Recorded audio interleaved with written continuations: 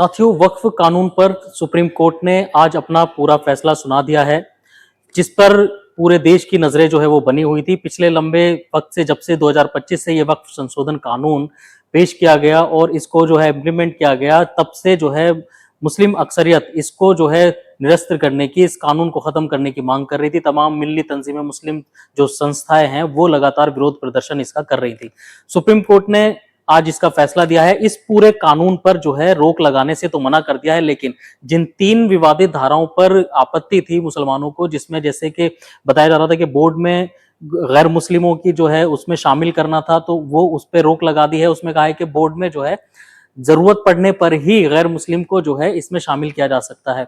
जिस तरीके से कहा जा रहा था कि एक प्रैक्टिकल मुस्लिम होना चाहिए, कम से कम अगर कोई अपनी जायदाद को वक्फ करना चाहता है तो वो कम से कम 5 साल उसको प्रैक्टिकल मुस्लिम होना चाहिए। तो एक इस पर सफाई मांगी गई थी और इस पर जो है आपत्ति की गई थी कि ऐसा मतलब कैसे दिखाया जा सकता है कि कोई प्रैक्टिकल मुस्लिम है। तो इस तरीके की जो चीजें थी, इनको जो है कहीं ना कहीं सुप्रीम कोर्ट ने अभी रोक लगा दिया है, इस पर स्टे दे दिया है, जिसपे जो याचिकाकर्ता थे वो अपनी कामयाबी के तौर पर इसको देख रहे हैं।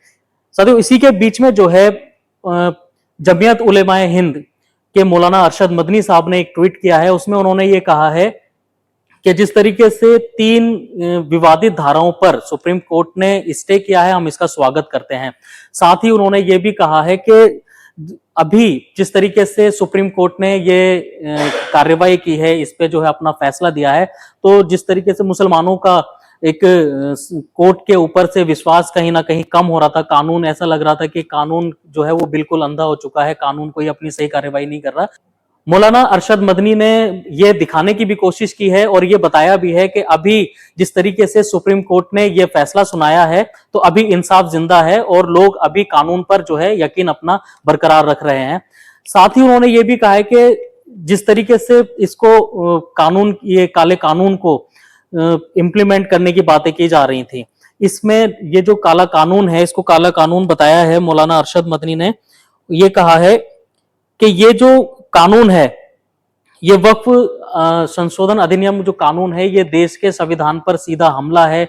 ये उस संविधान पर हमला है जो धार्मिक आजादी के नाम पर जो है मुसलमानों में समानता का, देश के नागरिकता का जो है, देश के नागरिकों पर समानता का अधिकार देती है।